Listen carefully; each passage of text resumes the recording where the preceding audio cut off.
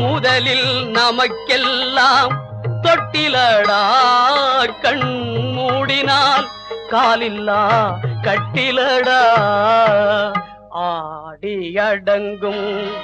வாழ்க்கையடா ஆரடி நிலமே சொந்தமடா ஆடியடங்கும் வாழ்க்கையடா